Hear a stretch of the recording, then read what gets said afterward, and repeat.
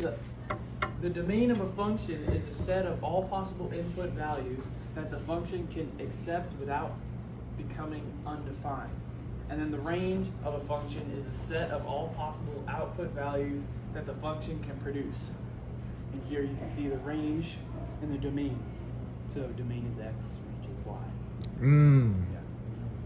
I was a little confused on that. Thank you. Yeah. So you can see like the domain here, is like, well, it's infinite. Same with the range, but it starts. Or no, the domain is infinite. No. The range starts here and then is infinite this way, but the domain is infinite on this side. All real numbers, I see. Yeah. Please pay attention, please. Then this is how you find the equation and solve a parabola graph. Step 1, use the formula for the vertex y a times x u to the power 2 plus k. And so, this is very important to find the vertex of parabola because then that's how you base the parabola off. Because you use the parent function, you find that base point, and then the parent function is a set equation like I told you guys earlier. So, same. Then you identify the vertex once using this formula. Then the formula then becomes a times x minus 2 to the power 2 plus 1. And then input a point which isn't the vertex, one identifiable point that the parabola passes through. One is 1, 2, which would then make it 2 equals a, 1 minus 2 plus a, plus 1, sorry. Which would make it equal 1. And then the final equation for the parabola, which would be y equals x minus 2 to the power 2 plus 1, or y equals x to the power 2 minus 4x plus 5 in factor form. Thank you. Any questions? Yeah, how does this help in real life? We're just mainly learning this to, learn it. We didn't really learn how to apply it in real life. But I'm sure there's many ways, like in engineering and things like that, in architecture, you need to find like the vertex of an arc, maybe in a bridge. So you probably use these formulas. The rate at which, or something growing, for example. And then there's also maximums and minimums end behavior. So like how you didn't know that on the describes SAT. how function value behave as the input values approach positive or negative infinity. So like I showed you earlier with the parabola, the domain is infinite, and then the range starts at one point and goes infinitely on.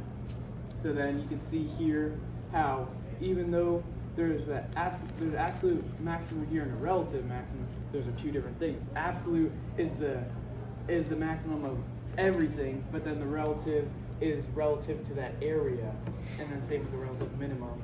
Like obviously negative infinity is it's not a minimum, it's not real. But yeah.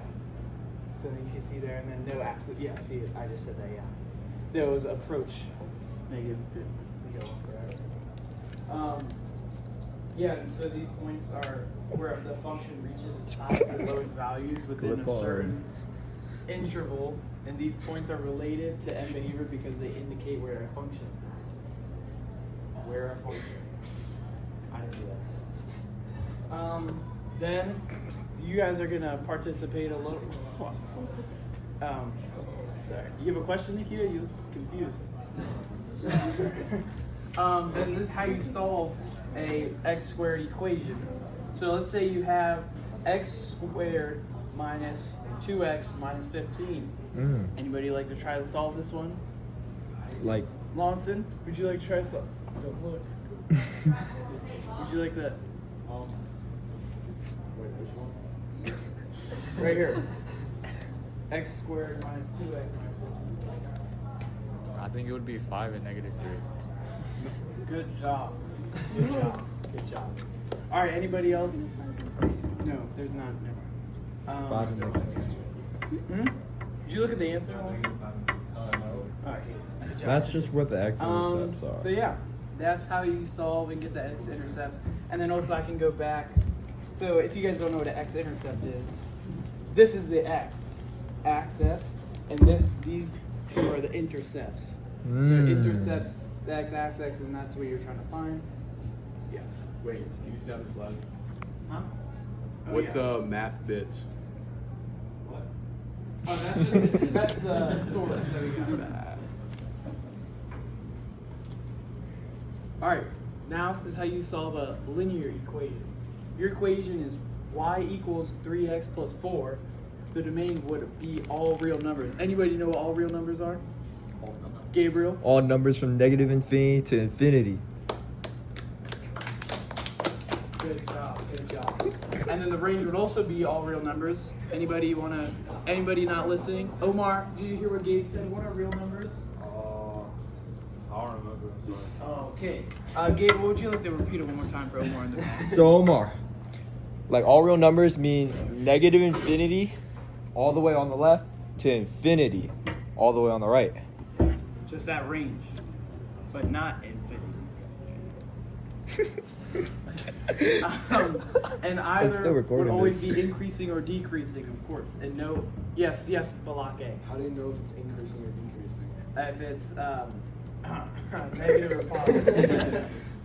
And then no absolute If the minimums or derivative is maximums. positive or and the end negative. behavior would be as That's the only one x it got. approaches infinity, f of x, which is just y, but it's different. I don't know why they say it like that, but as y approaches infinity and as x approaches negative infinity, y approaches negative infinity. That would be equal infinity. And this is how you solve a linear graph. The range would be all real numbers. Again, Omar, you know what all real numbers are now? Negative infinity to positive infinity. And then the domain would also be all real numbers. Omar. And then either always increasing or decreasing. Blake, how do you know if it's increasing or decreasing? Negative or positive. And then no minimum When the or derivative. maximum. And the end behavior would be as x approaches infinity, f of x approaches, infinity, and as x approaches negative infinity, f of x also approaches negative infinity. Okay. Yeah, that's how you solve it. You can also see, like I said earlier, well, there's no x-intercept here. There's Yeah, there is. y-intercept. Yeah, You can see the there's an y-intercept. x-intercept. No. Yeah. Yeah, 1/2. Yeah. Yeah. I was looking for like a real point. Oh, I see. Is that all? That's all. All right. Thank you, guys. What does an absolute value graph look like? We don't have it here, so I can't show you. You don't remember? On the board. Yeah, that would be good. On the side. That's the one that looks like a pencil. It looks like a would you V. like to show us? Yeah, actually, yeah.